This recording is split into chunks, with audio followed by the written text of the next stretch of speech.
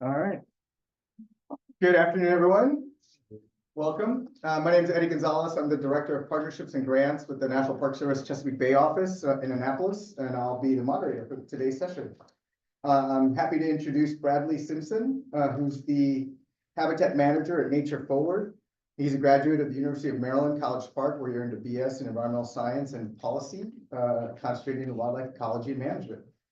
He works in urban forestry management and has done projects in New York City and at the Woodend Nature Sanctuary in DC, where he's categorized thousands of plants and acres and acres of forest. So we're really happy to have him today sharing with us Cultivating an Urban Oasis for All. All right, thank you. Yeah. So the presentation is primarily going to be about the restoration of our urban sanctuary in Chevy Chase and how we've been using the features from this restoration to interpret habitat and biodiversity to not just anyone, but everyone. So Nature Forward is a 501c3 oldest DC environmental organization. Been around since 1897. Our name is actually pretty new, despite the age of our organization. We've only been Nature Forward for the last 2 or 3 years. Before that, we were the Audubon Natural Society of the Central Atlantic States. We acquired that name in the 1960s, but originally we were the DC Audubon Society. A lot of Audubon societies were popping up in the late 1800s, early 1900s, primarily started by women to get the Migratory Bird Treaty Act law signed into Congress, and that worked. Many of them came together, formed the national, and we stayed separate, working on issues related to DC. We acquired a property in the 1960s. This is our historic 1920s mansion. So when I'm outside working in our beautiful forest, I get to sit in there, which is very nice. We had this property donated to us. It was our first headquarters, and when we really moved from a volunteer-based organization to a staff-based organization. But we had a lot of work on our hands with a 40-acre sanctuary that's seen lots of changes over time, from Native American usage to European settlement and tobacco to a cultivated landscape. There's some dairy in there. So lots of things that are happening to the land that degraded it, but gave us opportunities to transform it and make it accessible.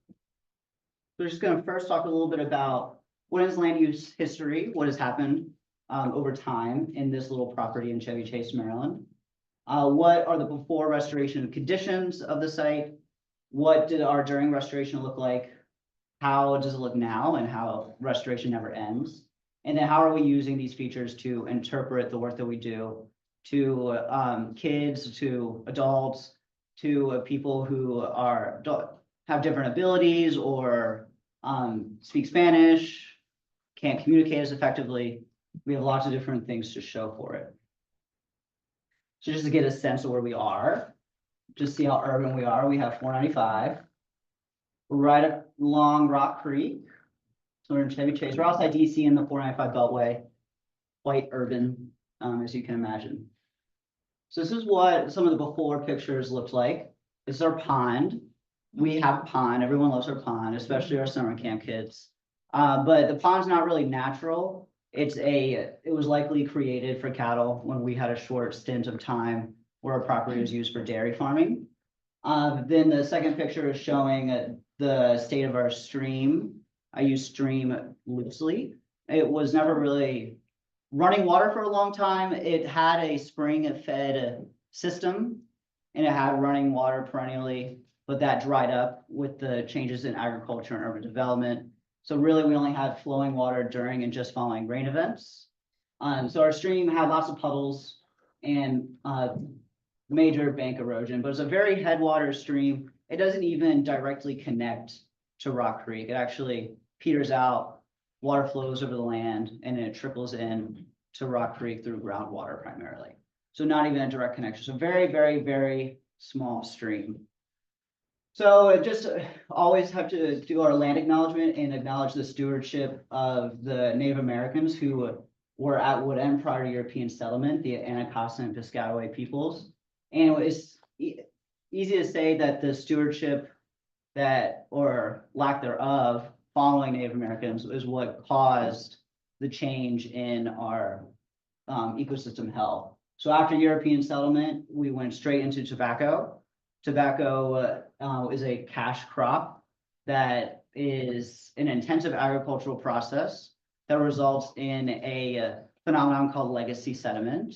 Has anyone heard the term legacy sediment before? I have a fun illustration. Well, we were trying this out before, hoping it comes up on the Zoom nicely. Legacy sediment. So legacy sediments are it's a deposition of soils in upland and lowland areas as a result of post-European settlement that in the future leads to severe erosion as you get an increase of stormwater surge. So we have all this tobacco. I couldn't find a green marker, so tobacco is red. So we have tobacco, an intensive agricultural process, loosens the soil extensively. During rain events, it falls into our nearby waterways, filling in the floodplains. And that settlement just stays there. The floodplains increase, the water increase. And then you get heavier storm events that removes those sediments and takes them downstream. So for us, Rock Creek and the Potomac and the Bay, and creates this bank erosion. So it's the removal of those legacy sediments that has resulted in the next few slides. You'll see our stream post removal of these sediments. Canyons that when I was standing in them were like 3 times my height, and I couldn't. And this is a very small stream that does not, has a very small watershed, does not have a lot of water input going into it. I'll bring it back if anyone wants to look at it later. I couldn't find a good illustration online, so I tried to do it myself. Okay. So we were in a state property, so we got their nice, beautiful mansion from. It's on the National Register of Historic Places for being designed by a famous architect who went on to do the National Archives and National Gallery of Art. His name's John Russell Pope. So we have a lot of interesting plants from our previous owner who loved Japanese horticulture. And now it's Nature Forest headquarters where we use it for habitat and education.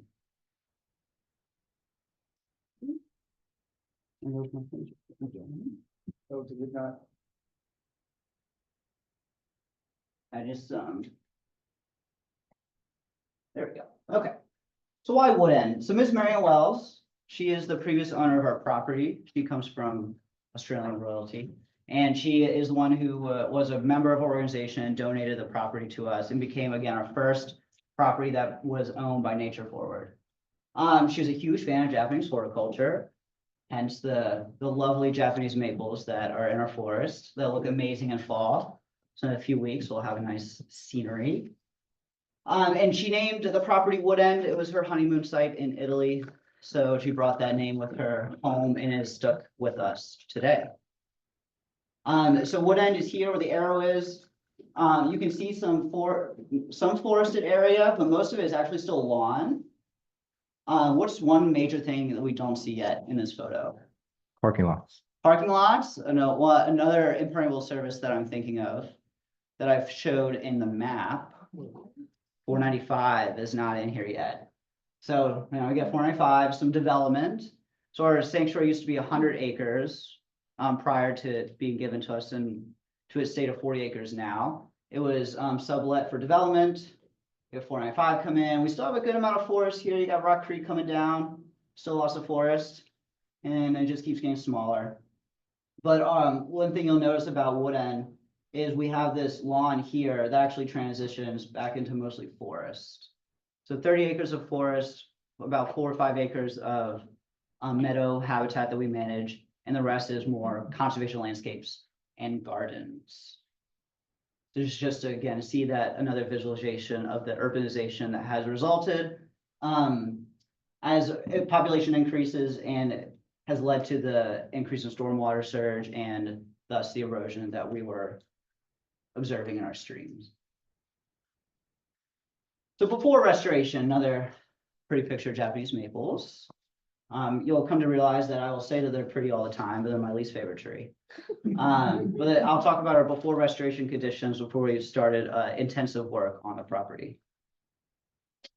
So heavily compacted trail, the property's been open to the public since the 1960s, and the trails have not really changed since then. So you imagine the feet walking on the same paths in the forest for 60 years. Those soils get really compacted.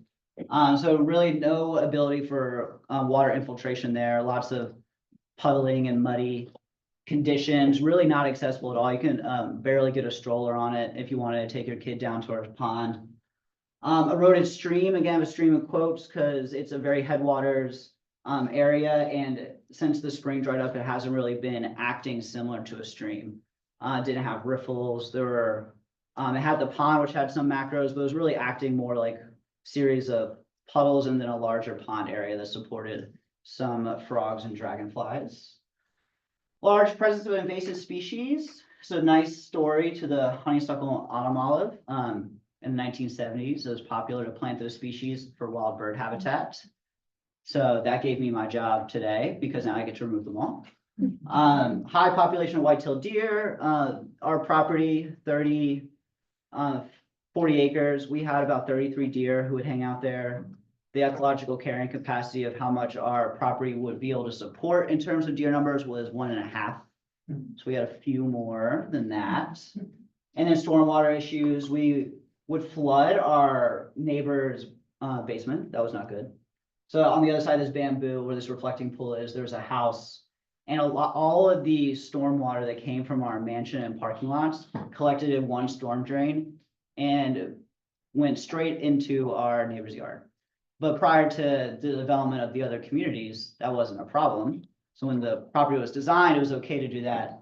But of course, things had to change so we could get along with our neighbors and not destroy their homes.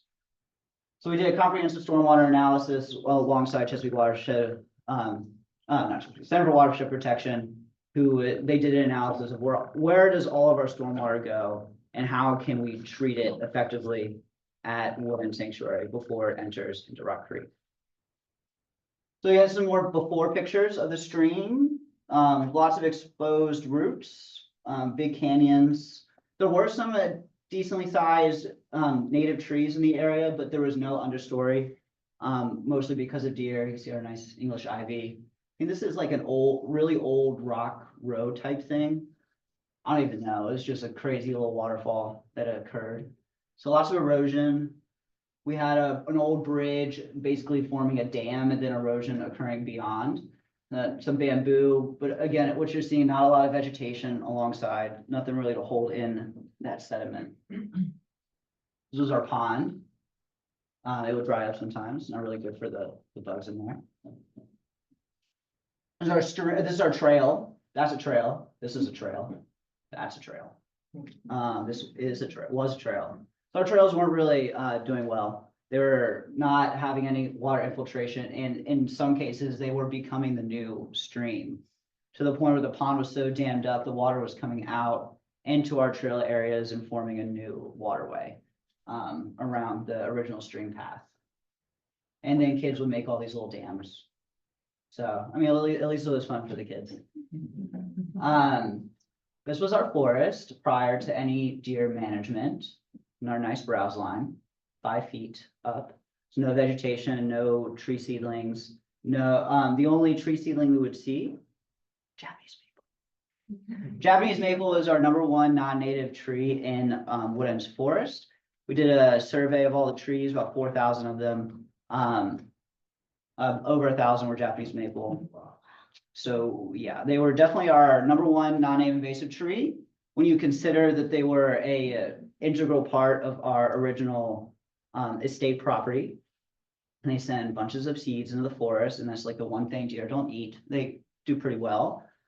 And another thing you can see is not just because of deer, but also the density of the stands. There's no vegetation growing underneath of these. No vegetation, native or even non-native actually, under the Japanese maples. So despite their pretty fall colors, they're actually the #1 most detrimental species that I deal with at our sanctuary. And in comparison, so our forest is very young. Our next abundant tree is tulip tree. Tulip tree is a very early succession of fast-growing, sun-loving tree. It comes in early when the forest is transitioning from an open area into its more mature state. So tulip trees come in, they create the really first full canopy, shading themselves out and allowing a more shade-tolerant oaks and hickories to come in following that and transition into that next forest stage. So I'm very happy we're in our tulip tree stage, but we need to make sure we're continuing into the next stage to ensure there's a forest, a healthy forest here for future generations. So tulip trees also had about a 25% abundance, so 1,000 of them. But in terms of their dominance, their trunks, their big trunks took up 89% of the tree space. So if you took all the tree trunks in our forest and put them together in like a little pie chart, almost 90% of it is tulip tree. So in the same sense, Japanese maple also took up 25%, but its dominance was only 3%. So they're very, very small trees, just very densely clustered. So this is our old name, old logo. We were allowed by National Society, but this is our percent oak and hickory. So those are the trees that are going to help us transition into our next forest stage. Basically everything is 0.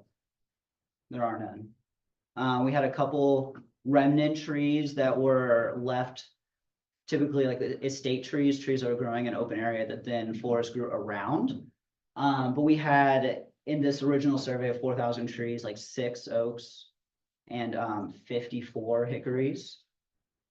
So not really moving towards an oak hickory forest. So that was our big key, that something needed to be done for our forest succession. So we worked with Andrew Pogon Associates to develop a 50-year master plan that started in 2015 and guides us in our restoration practices through 2065. So this is the habitat zones of our sanctuary, kind of just telling us what habitat should we have in each area of our sanctuary. I'll say 2 areas of our sanctuary, the 33 acres, which is this side, the big side, and then the 7 acres, the small side. So this side is where we do most of our intensive restoration practices. This area of the stream was where those really intense erosion occurred. Andrew Pogon Associates helped us identify reference ecosystems. So these are the plant schedules that help guide what plant species we should be adding into our forest. So reference ecosystems are used for restoration to basically give a sense of what plant species need to be added in or should be present in that location. So there's a sample and just our goals for our ecological habitat. So number 1 is support and promote environmental education. So we'll see that towards the end. So during restoration, the construction can look messy and lots of disturbance, but just wait till the after pictures. I swear it's worth it.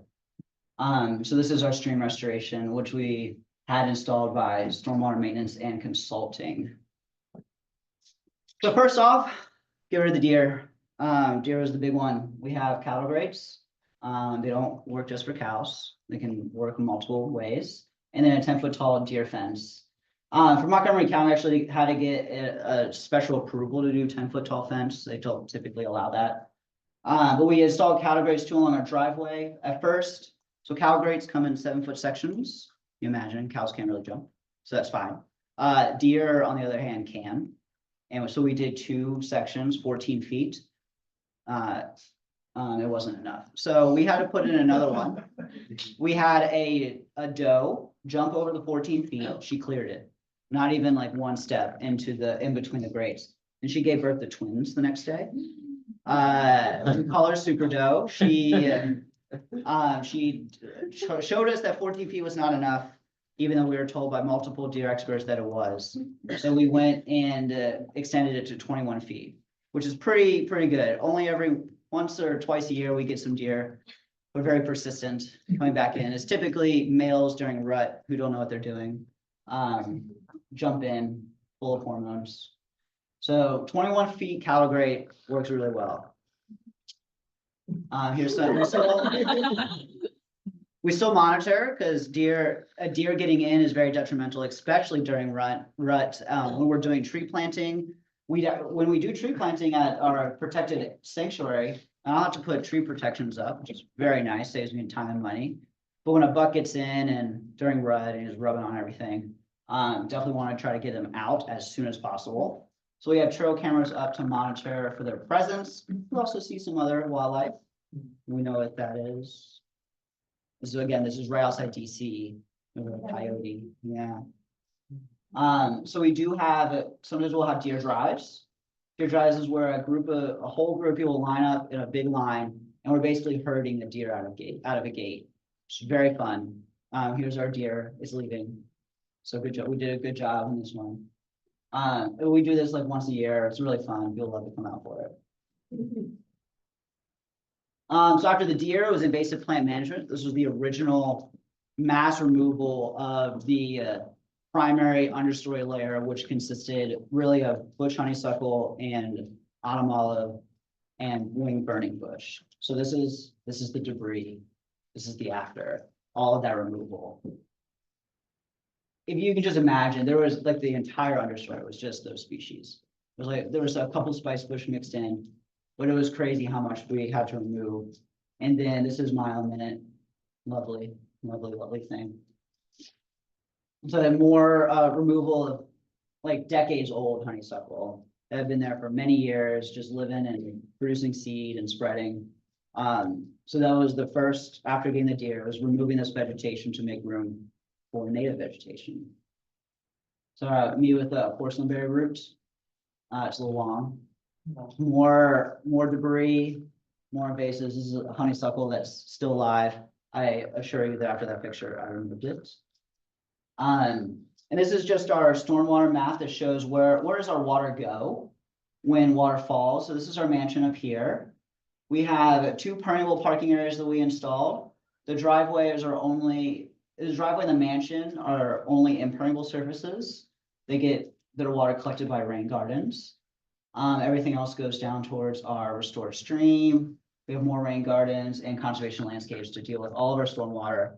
And with the installation of our most recent rain garden, which is the one down here, we achieved 100% treatment of all of our stormwater coming from impermeable surfaces at Woodend, which was very exciting.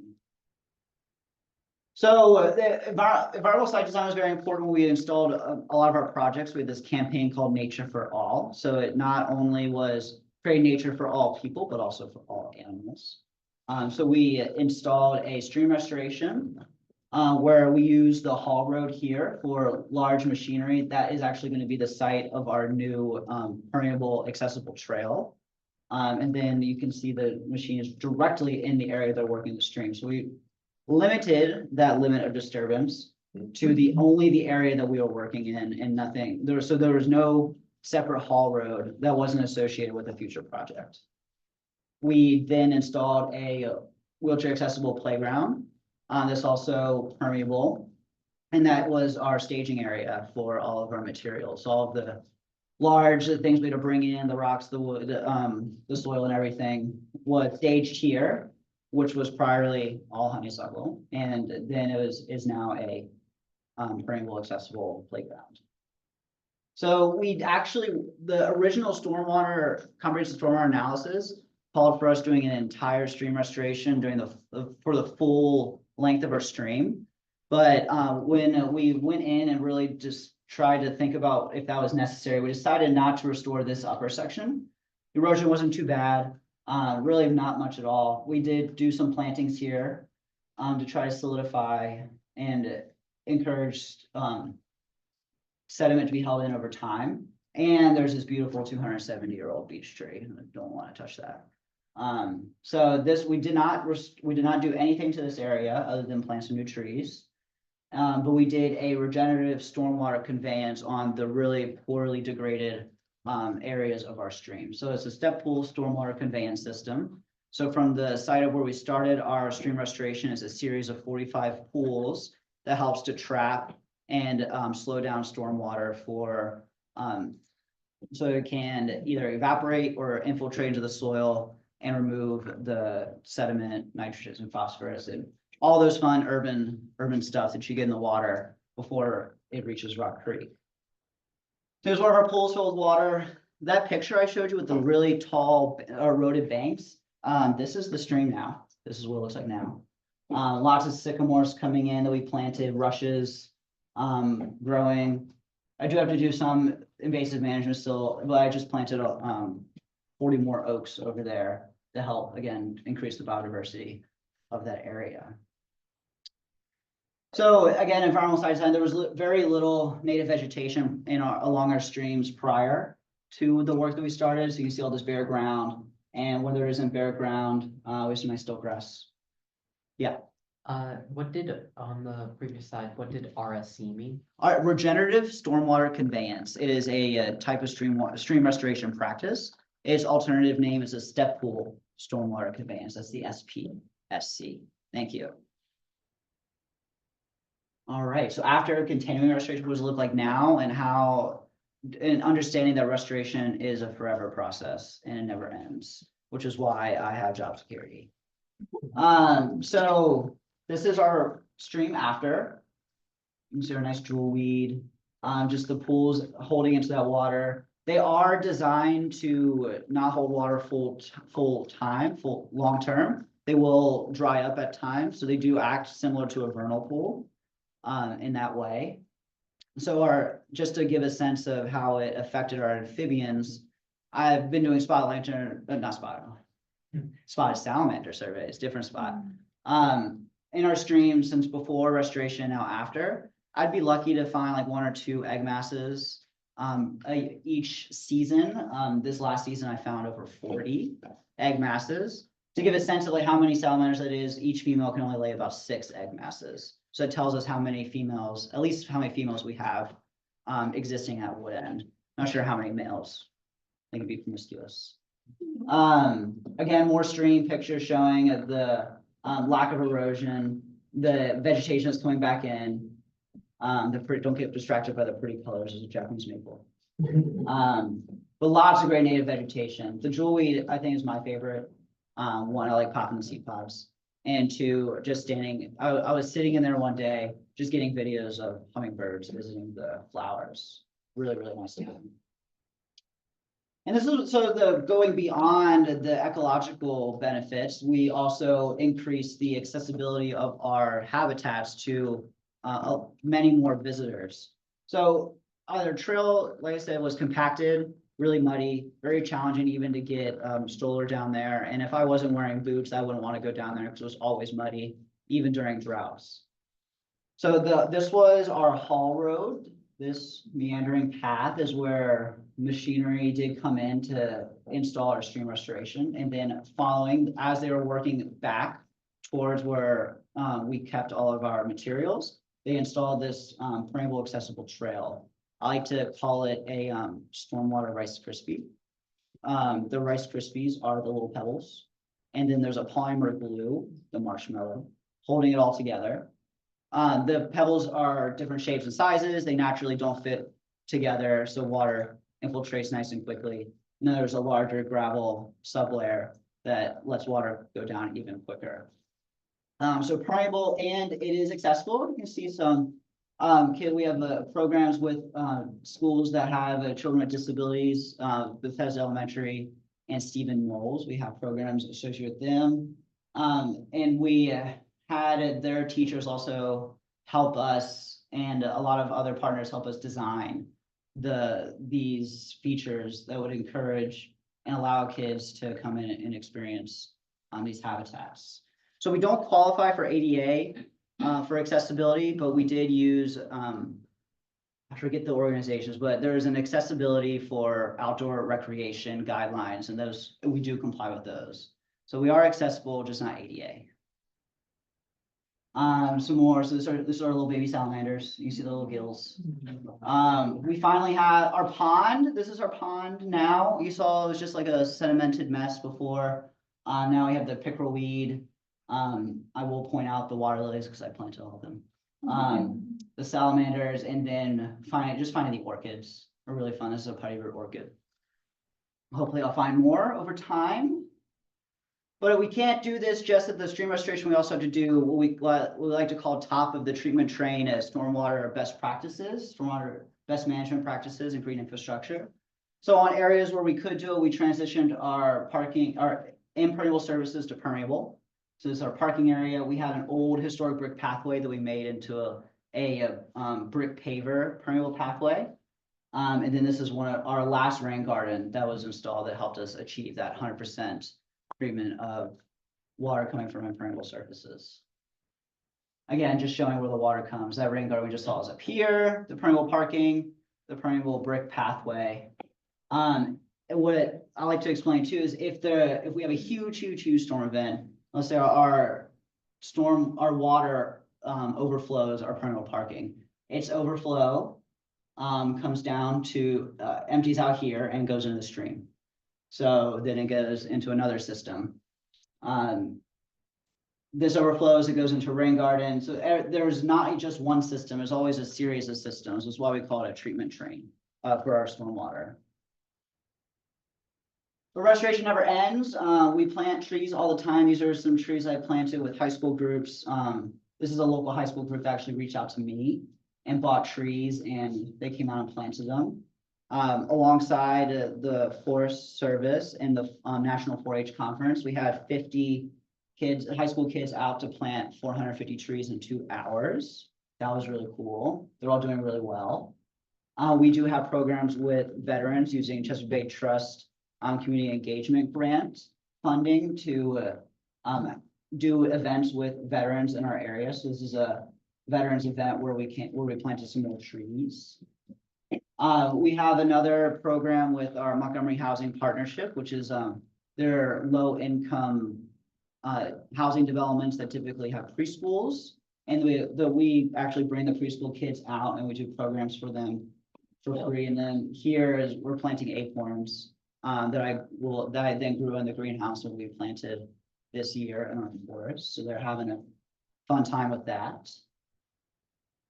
We do have meadows. It is important for us to maintain a variety of habitats on our property, not just forest. There are different wildlife species that will use these more open habitats for their life histories, like bluebirds, indigo buntings, bunnies, and foxes move in and out of these open areas. So we do mow and use herbicide treatment to try to keep at bay the porcelain berry primarily as our #1 evil plant in our meadows, and the multiflora rose. So this is just a nice, good shot of we have a lot of flat top goldenrod here, just blooming and looking nice in our meadow areas. These are just more beauty shots because it's a lovely property. If you live not too far away. So this is our pond. This is what our pond looks like. The pond is just designed to be larger series of that step pool stormwater conveyance system. So they're a part of the stream restoration. They are step pools. They're just a little bit bigger. So they hold water more long-term. These are actually more permanent reservoirs for water. So providing year-round habitat for aquatic vegetation and wildlife. I know 2 years ago was like the first year after the restoration, a summer camp down at the pond got to experience dragonfly mass emergence, which was really cool. So they were like picking up all these dragonflies that were transitioning from their larval to their adult stage. Really, really cool. Then on the right, whenever large tulip trees fall, which is natural part of succession, they fall, opening up the canopy for the next stage of trees to take up that space. So this one fell, so I went in immediately after and planted young oaks and hickories. That could be that next tree layer. This is a before after of a Japanese maple restoration area. So it went from Japanese maple to we have like 17 species of native plants here. And I actually used the Japanese maple to we wove a natural fence to encourage people to stay on our trails, which is very challenging. I showed the mile a minute area earlier. It's not mile a minute anymore. It's primarily sumac and herbaceous wildflowers like rudbeckias and mountain mints. Some baby oaks growing there too, so we're able to take care of that. But after all this restoration, which of course never ends, how are we interpreting it and using it for education programs? Did you use any pesticides throughout that process? Yeah, so we do, a lot of it is mechanical removal. We do herbicide treatments on different scales, small scale and large scale. Large scale herbicide treatments, we typically use contractors and they do foliar spraying, mostly lesser celandine, some porcelain berry, multiflora rose. The Mileman was all mechanical. Yeah. The woody stems that we remove, we cut them and then we do a cut stump treatment right on the cut stump. And then we do some in-house smaller foliar spraying if when necessary, primarily of porcelain berry. Porcelain berries are just ridiculous. And then we've just recently done some test treatments of wisteria using a newer chemical that's only works on woody legumes. It worked wonders. And I just in an area where a lot of that wisteria was killed, I went in and planted some stuff. But it was really cool because there was wisteria wrapped around a pawpaw. And of course, it's very challenging to just foliar spray the individual that's twining around the pawpaw. So the pawpaw did get hit a little bit, but because it's a specific herbicide for only legumes, the pawpaw was unaffected. The wisteria died.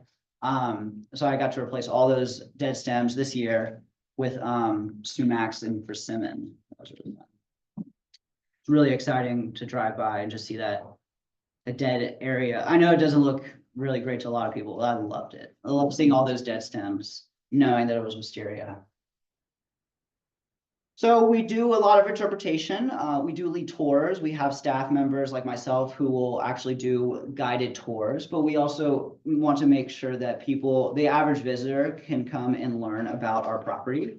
So this is actually a previous Chesapeake Conservation and Climate Corps project to install a self-guided tour on our property. They use QR codes where people can, and there's also a physical map version so that people who don't have smartphones or don't feel comfortable using their smartphone while they're walking around, they can pick up a trifold or a brochure version in our shop, in our gift shop. Yeah, there's a map and then the QR code this is describing our pawpaws, mature pawpaws, and it's all in Spanish as well. And many stops along the way, and we primarily did the stops along the accessible path so that they were accessible to everyone and at a height that is accessible to. They weren't like really high up. Really easy to scan no matter where you were. We have larger signs that just give a little teaser about our property. So the self-guided tour ones, when you scan, takes a website, you can put a lot more information in there because you're not limited as much by space. So we do have larger, really pretty signs, again, that is bilingual. Just another example of that, describing our pond. Just tries to, not a lot of information on it, just lots of really fun pictures and descriptions in both Spanish and English. In our nature play space, because we're providing opportunities for a diverse array of kids with different abilities, we have a communication board. So for even kids that aren't able to communicate effectively, vocally can use this board to communicate to our naturalists about what they're seeing, what they need, and what they want to do. And again, it's also Spanish, also bilingual. Like I said, we are wheelchair accessible in terms of the accessibility guidelines for outdoor recreation. So all of our benches have ample space, not just for those who are using a wheelchair or other device. The tables that also have a space for someone using a wheelchair. And then this little kind of like bar here, or I can't think of the word. This is to help people who are in wheelchairs come up as close as they can to the pond and dip their nets in still and collect some bugs and frogs without worrying. Just some good shots of people who have come and enjoyed our property as a result of these practices that we've installed. So I can speak a little bit to the programs that we do with the children. Our youth programs director is actually back there who could probably talk more about that than I can. So if you have questions about these programs, I would talk to her. We were lucky in the fact they were funded by private family foundations. So we get to provide these programs for free. Free, sure, okay. So we have a playground that's really fun, successful. Too, is all using natural materials. So they have the same lifespan of our typical playgrounds that we see all throughout our communities, but these will decompose. They are all natural. And they have installations in them that allow for children who are using wheelchairs or any device to transition into these play features and enjoy them like anyone else. So we designed this one, or our contract designed this one to mimic the DC state bird. Does anyone know what the DC state bird is? The wood thrush. But it's referred to as the chicken. You can only do so much with design wood, so it's to all the kids who come, it's a chicken. What are the knobs made out of? Normally those are made out of plastic. I'm not 100% sure on the knobs. I just know that primarily it is all natural material. But I can't speak specifically. So I know we have this metal bar here for transitioning. But everything else is pretty much natural material. So again, just playhouses that have no lips, very easily accessible. There, we have a sand play yard with a water play area with a pump, and easily, again, transition into that area easily with the metal bars here. Just again, more enjoyment of our spaces. More of our programs coming to enjoy Wood End. And yeah, so that's what I basically have for you all, is again, our pretty pictures, 'cause I like to have the pretty pictures up. So if you have any questions, primarily, I can speak a lot to the restoration, because that's what I do at Wood End, and I can try to answer any other questions that pertains to the interpretation too. Yes. I love everything about this, and the question I have about a lot of these projects. You said it's ongoing, so I totally get Yeah. the, evolving,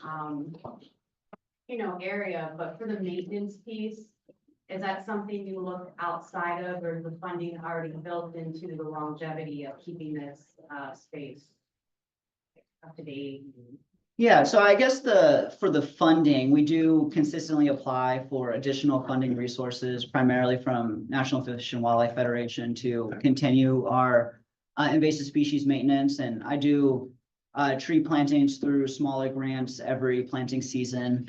This big campaign that we call Nature for All was a capital campaign. We had many different state level and nonprofit grants that helped fund this project.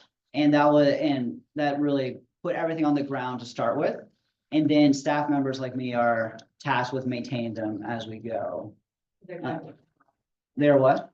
So all the grants are diversified in the maintenance of this space. Yeah. Thank you. And the one thing in terms of maintenance we've had difficulties with is the accessible trail. So every 2 years, you need to do a new layer of that polymer glue. So something to keep in mind. And then we haven't really found the perfect way to deal with ice on it. Obviously, ice on accessible trail does not really make it very accessible. You also don't want to use salt. It's not good to use salt. And then you don't want to scrape anything on it, because then you're removing and damaging the trail structure. So we haven't really found a perfect way to deal with ice. So still trying to figure that out. Yeah. You mentioned the tree, the deer lines, and then you have school groups that come in to then program with the space. How else are you using volunteers in the ongoing maintenance? Yeah, so we do a Master Naturalist program. So we're a certified facilitator of the Maryland Department of Natural Resources Master Naturalist program. So every year we have a cohort of Master Naturalists come in. They learn about the environment and ecology, and then they're required to do their initial 40 hours of volunteering at our sanctuary. Many of them do stick around and help out long-term in invasive plant management and tree planting.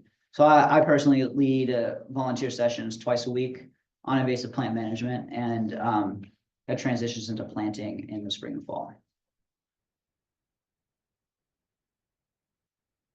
Thank you. Does Wood End reinvest its own site income into these projects? Oh, yeah. So our sanctuary is also a popular site for weddings. The mansion is a very attractive piece. We have this nice little grove of hemlock trees. They're great for ceremonies. And yeah, those events help fund a lot of the work that we do on the sanctuary and our salaries. It's very nice. They're very, very fancy. And I've never been at the property when it's happening. They don't really want us there. I think there's something in that. Yeah, I did a quinceañera there. And It's really nice, but it's an interesting balance too, because we have to, in those conservation landscapes around our mansion, we have to have this balance of this providing natural habitat, but also being aesthetically pleasing and, you know, nice for our wedding, events and other events that happen there. But I feel like that gives you more of that now, because it's from the mansion, it was a pretty sweet looking property, but now the, you know. Yeah, we have to really be careful with our plants along our accessible walkways and things leaning in, disrupts the accessibility of them. And, yeah, it can be challenging, a challenging balance between natural and, cultivated. Since you are open to the public and bringing school groups on, do you try to keep those separate at all, or are they all intermingled on the property? So I think, our programs typically are kind of walking throughout the property. The group sizes on the public don't come too often. But they're typically in the area at the same time, without too many issues. It's a small space, so I think that's the only thing that can get in the way. Yeah, Tori. What strategies do you have for invasive removal and planting natives? Oh, so many. So I have a couple of my favorite books in the back. They are mine. Please don't take them. But there is the Plant Invaders of the Mid-Atlantic Natural Areas is a great guideline that identifies and suggests removal or treatments for our common non-native invasive plants in the Mid-Atlantic. So I use that as a guideline for when I'm removing our very long list of plants that exist at Wood End. Not only without deer, we just have plants that come up and really want, being in an urban area, we have all these weird things that come in from yards. So primarily it's mechanical removal. And then native plants, I try to choose, I don't really tackle the area by species. I tackle Wood End by area, creating these pockets of restoration spaces where I do more of a mass removal of all the non-natives in the area with an immediate planting directly following. Do you have sister sanctuaries in other cities where you share ideas or lessons learned? We have another sanctuary, Rust Sanctuary in Leesburg, Virginia, but we contracted management out to Nova Parks. And they don't do much. But we do bring a lot of people in. We have had conferences. We've had a meadow management symposium on our property to talk about how to manage meadows effectively. We have had bilingual, or actually just Spanish language interpretive trainings for landscapers who want to be using native plants or interested in transitioning into native plants in their landscaping businesses. We invite a whole bunch of other groups to come and just learn and see and get ideas and hopefully take them back with them. Yeah. Were you able to plan and build all those stormwater BMPs in the same grant? I missed that from the. Yeah, so it was separate grants. We had one grant that primarily funded the design. We had a grant for National Fish and Wildlife Federation that specifically funded the stream design. So the comprehensive stormwater analysis was a CBT mini grant that funded that analysis. And then the installations of all, like separate rain gardens had their own grants. The stream restoration was part of that big capital campaign. That was a lot of money. And funding came from various places. So it was a lot of different pieces that came together to create all these projects at Wood. Our office just funded them with a grant this year to do a storytelling project mapped, correlated to waterborne numbers. So we kind of really provide real-time examples of human impact and also both on the positive and negative side. So yeah, they're a really good community player that see these assets as community assets. So it's a fun partner to work with. Yeah. Any other questions? What's your next project? What is next big on your list? If this Next is in maintenance big? mode, what would be the next big thing that you? So we have a trail that connects Wood End Sanctuary to the Rock Creek Trail that extends all the way from the Potomac River up Rock Creek, the paved trail. Right now, it's not accessible. We don't have an accessible pathway to get from the Rock Creek Trail up to our mansion easily. So I think that's the next big step is redoing. It's a floodplain forest. So we have to consider the soils and redoing, the boardwalk down there to extend the entire length of our trail and allow for easier accessibility from the Rock Creek Trail to our property. That's like the big one that's upcoming. I'm sure there's some I don't even know about yet. Always doing smaller ones though. Still have some trees to plant this season. Anything else? Yeah, Can you pull up the picture before we go? yeah.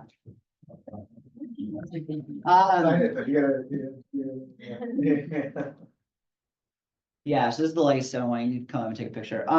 There is one thing back there that you can take. It's not associated with my role at Nature Forward. It's associated with my affiliation with the Maryland Native Plant Society. It's the this most recent newsletter. It actually has an entire article about the Japanese maple management at Woodland Sanctuary in it. So if you wanted to read a little more, see some more pretty Japanese maple pictures, you can take a look at that. And those you can take. That is it. Thank you. Opportunity.